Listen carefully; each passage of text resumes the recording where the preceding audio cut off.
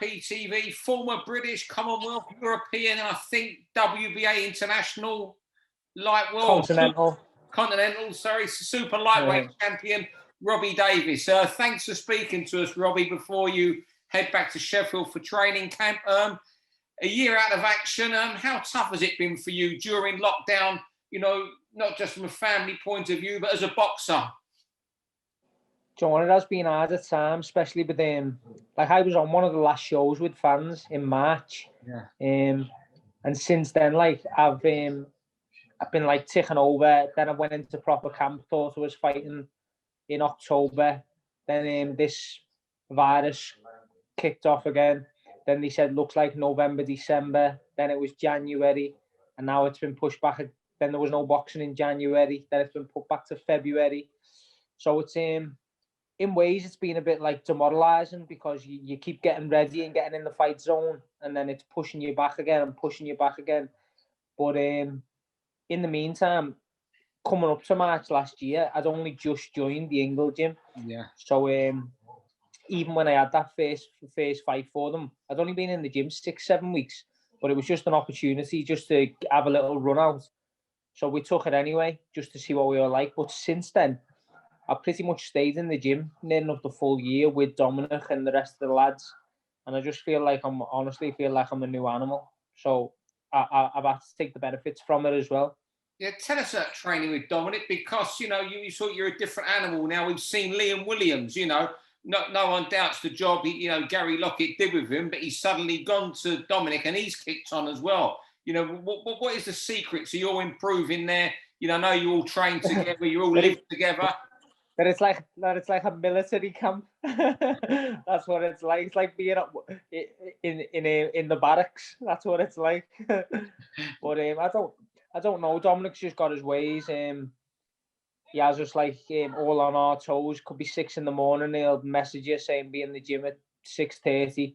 Doesn't actually tell you what the next camp is, the next training session. Sorry, he'll just say to you, Friday morning sparring, open sparring. Won't tell you who you're sparring.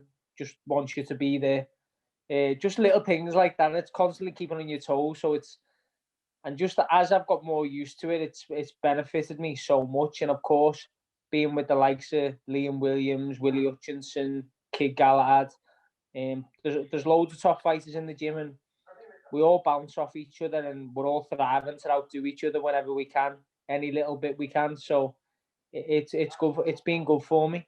Yeah, I mean, you're saying about how hard it is, you know, and what he does, you know, ring you up at 6 to be there at 6:30. But does that inject some fun into the training to make you enjoy it? Because you're telling me that with a smile. I don't know. I say it with a smile, but when you're actually there, we might be all laughing for the first 10 minutes, but when the training starts, you're not laughing then. And there's no time for fun and games when we're in the middle of training. It's proper serious business. Yeah. He doesn't threaten to get his guitar out and sing if you don't press a bit harder, does he? Do you know what? I'm not too bad. You know, with me, it might be a good duet. I'll see you do your was it King of Wishful Thinking you did? Yeah, when Dominic heard I had 100,000 views on it, I think he was slightly jealous. It was good fun, actually. It went down well, didn't it? Yeah, bit out of character for me. I think that's what was the funny side of it. Really? Yeah. So you're back on the 20th of February. What is that going to be? Is that just going to be not a routine fight, but one just to see you through, blow off the cobwebs, and get you ready for a big one? It was meant to be for the European title. I was meant to be fighting Sandor Martin, the Spanish champion. Yeah. And then for whatever reason, the fight doesn't seem to be happening now. Like we'd still take it tomorrow if it came up on the table. But me personally, I think Sandor Martin got cold feet. He'd be the first person on my stories on social media. He'd be the first person to like me pictures on social media. So I knew he was always watching me. And then before you know it, they started moving the goalposts, saying they wanted the fight further back. They wanted it in Spain. There was loads of little different things that started changing. So I just kept focused, listening to Dominic and my manager Neil, and I was just like, listen, I'm ready to go on the 20th of February. So when they say like about tick-over fights and things like that, I don't really believe in tick-over fights anymore, especially not being in this gym where I am now. Like no one in the gym is like has to get ready. We're all ready to go. So I want a proper fight on the 20th of February. So the best opponent they can get me, I'll be ready for it. I mean, is your eventual aim for later this year? I mean, you've had your 2 setbacks. You avenged the one against, was it Sorowotka, the Polish guy? You've avenged that. And there's Lewis Ritson. I mean, I must be asked this 1,000,001 times a week, but is that the aim for later this year, to try to avenge that fight? Do you know what? I've asked for that rematch 1,000 times and more, and it seems to be one of them rematches that's getting brushed under the mat, especially for the time being with no fans. I think if that rematch did ever happen, we'd have to have the fans there, because Lewis has got a good following, and I've got a good following as well. And last time the crowd was electric. I just think if we fought again, now that I've got Dominic and that behind me, I just think it'd be a completely different scenario and a completely different fight. I mean, are you happy with your career so far professionally? I mean, you've won multiple titles. The only one you haven't won is a world title. I know you've had those couple setbacks, but you might, what would you give it out of 10 for how it's gone so far? You know what I mean? Like, I know some fighters would be over the moon with what I've achieved already, but for me, like, I still feel like I'm underachieving. I've slipped up at times, and it's times when I shouldn't have really slipped up. And I think like they've been crucial in my career. If I hadn't slipped up, I'd have probably been even further on now. So even at 31, I'm a young 31, and I haven't got many miles on the clock. I do feel I can still achieve a lot more. I just need the opportunities.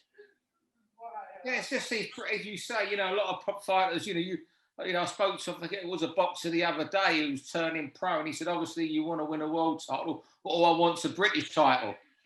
So you still achieve. You're saying you're underachieved. That's being harsh on yourself. You've still done something. You might not have secured yourself financially, but what you've actually won is what most people dream of doing. Yeah, that's it as well. Like now, like the money I have made, I've been clever with it. But if I was telling someone that I was getting ready to turn pro, like your British, your Commonwealth, your Europeans, they don't secure you financially until you get to them world level fights, world eliminators, and world title fights. That's what secures you, and that's the aim where I need to get to. Not just for financial reasons, but just because they've always been my goals, and I haven't suddenly changed them because I've moved gyms or because I've got a bit older or because I've had setbacks. I just honestly believe every loss has been a lesson, and I believe that now this could be like my last roll of the dice, but I believe I'm in the best hands to do that. Yeah, just finally, before we let you go, what's your hopes for 2021? Because you say it's still going to be tough. We don't know when crowds are going to come back.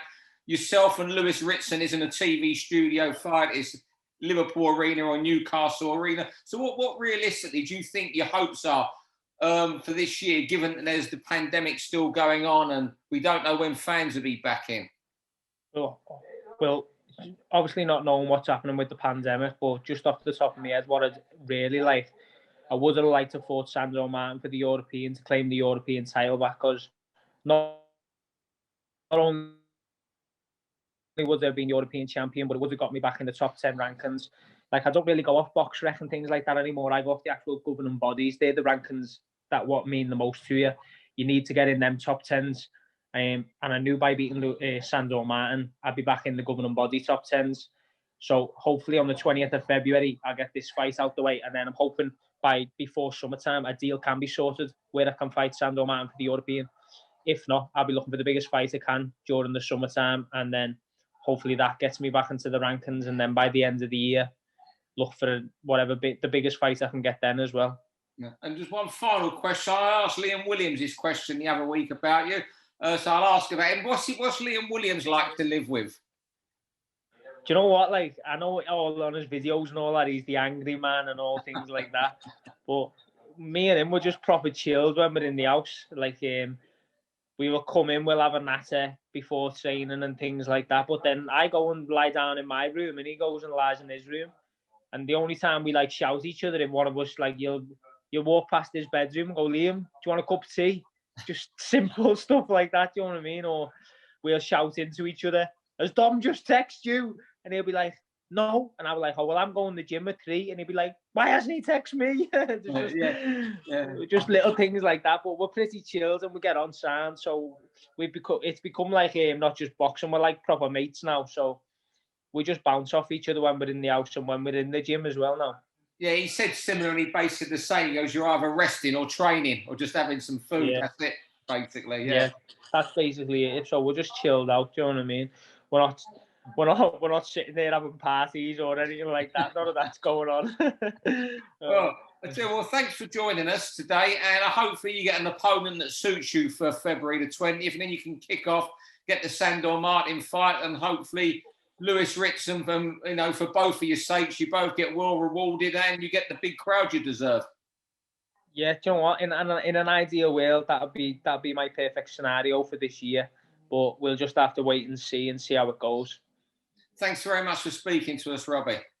No worries, Steve. Appreciate it. Thank you, mate. For all boxing info, news, and latest interviews, amateur and pro across the north, click and subscribe. VIP Boxing Promotions. Also, Twitter, Instagram, and Facebook.